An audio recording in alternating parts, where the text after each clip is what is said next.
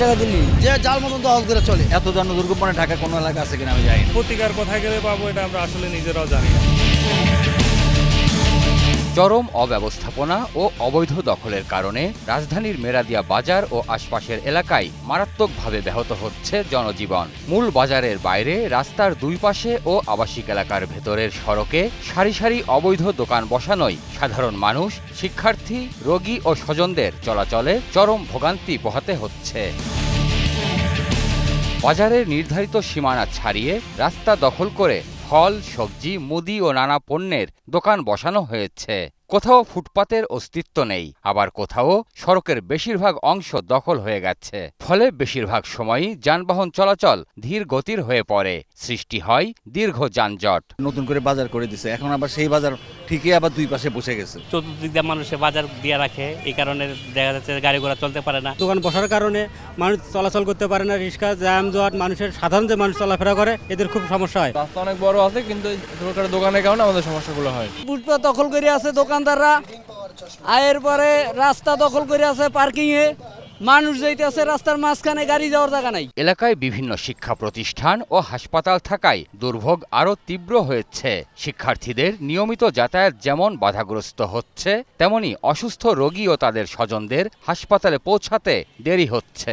অনেক সময় অ্যাম্বুলেন্সও যানজটে আটকে পড়ছে বলে অভিযোগ স্থানীয়দের। হাসপাতাল, রাস্তাঘাট প্রত্যেকটা জায়গায় দুর্নীতি, যার কারণে এই ফুটপাত পর্যন্ত আমাদের দুর্নীতি চলে। সামনে একটা ফজলুল স্কুল আছে, আপনার ইয়ামাগাত হসপিটাল আছে, এখান থেকে বাচ্চা নিয়ে যে আমরা আসবো সেই পুরো ভালোভাবে আসা যেতে পারে না। সকালে যখন স্কুল কলেজ চলে তখন এখান থেকে বাইরেতে 10 মিনিটের রাস্তা 2 ঘন্টা বাইরেতে পারি না। ব্যবসায়ী ও এলাকাবাসীর অভিযোগ, রাজনৈতিকভাবে প্রভাবশালী একটি চক্র রাস্তা দখল করে এসব অবৈধ দোকান বসিয়েছে। প্রতিদিন এসব দোকান থেকে আদায় করা হচ্ছে বিপুল অঙ্কের চাঁদা। নেতা ফেদারা আছে, রিক্সা টিক্সা খেয়ে দেয়, কিছু পয়সা দেয়। 500 টাকা। ঈদের তো চান্দা দিয়ে এই দোকানগুলো বসায়, দোকানপাটগুলো বসায়। পুলিশ প্রশাসন যারা আছে এরা কিছু টাকা পয়সা খায়। পৃষ্ঠপোষক আছে কিছু, তারা এখান থেকে পায়, একটা মাসোহারা পায়। অবৈধ দোকানীদের দৌরাত্মে দিশেহারা প্রকৃত ব্যবসায়ীরা, যারা নিয়ম মেনে দোকান বরাদ্দ নিয়ে বাজারের ভেতরে ব্যবসা করছেন, তারা ক্রেতা হারিয়ে ক্ষতিগ্রস্ত হচ্ছেন। বাইরে এরা বেচে 180 টাকা 90 টাকা, তো এত টাকা দোকান নিয়ে তো আমাকে ভিতরে আমাকে লস না। ক্ষতি তো নইলে আমরা তো আর এখানে কিছু করতে পারি না।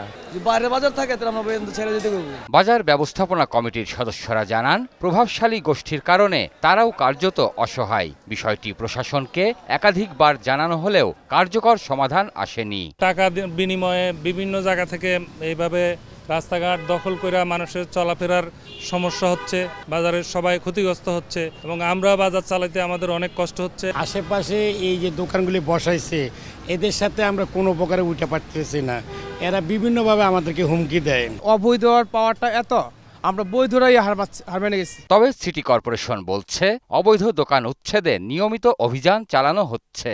অভিযানের পর কিছুদিন পরিস্থিতি স্বাভাবিক থাকলেও আবার আগের অবস্থায় ফিরে যায়। উচ্ছেদ অভিযান করার পর আবার নতুন করে এই সমস্যার নতুন করে আবার আবির্ভাব হয়। আরও নতুন কোনো ইনিশিয়েটিভ নিতে হবে যাতে এই মানুষের স্বাভাবিক যান চলাচল বা চলাচলে যাতে বিঘ্ন না হয়। অবৈধ দখল উচ্ছেদ করে বাজারকে নির্ধারিত সীমার মধ্যে পরিচালনা করার দাবি এলাকাবাসী ও ব্যবসায়ীদের। তা না হলে মেরাদিয়া বাজার কেন্দ্রিক এই দুর্ভোগ আরও ভয়াবহ আকার ধারণ করবে বলে আশঙ্কা তাদের। বনশ্রী আবাসিক এলাকার বাসিন্দাদের সুবিধার জন্য গড়ে তোলা হয়েছে মেরাদিয়া কাঁচা বাজার, কিন্তু এই বাজারের ব্যবসায়ীরা ক্ষতির মুখে পড়ছেন কিছু অবৈধ ব্যবসায়ীদের কারণে।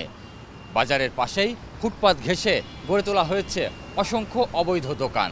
ভুক্তভোগীদের দাবি, একটি সিন্ডিকেট অবৈধভাবে এসব দোকান বসিয়েছে, যেখান থেকে তারা প্রতিনিয়তই মাসোহারা নিচ্ছে। প্রিয় দর্শক, আপনাদের দুর্ভোগ দুর্দশার চিত্র তুলে ধরতে চাই 21 টেলিভিশন।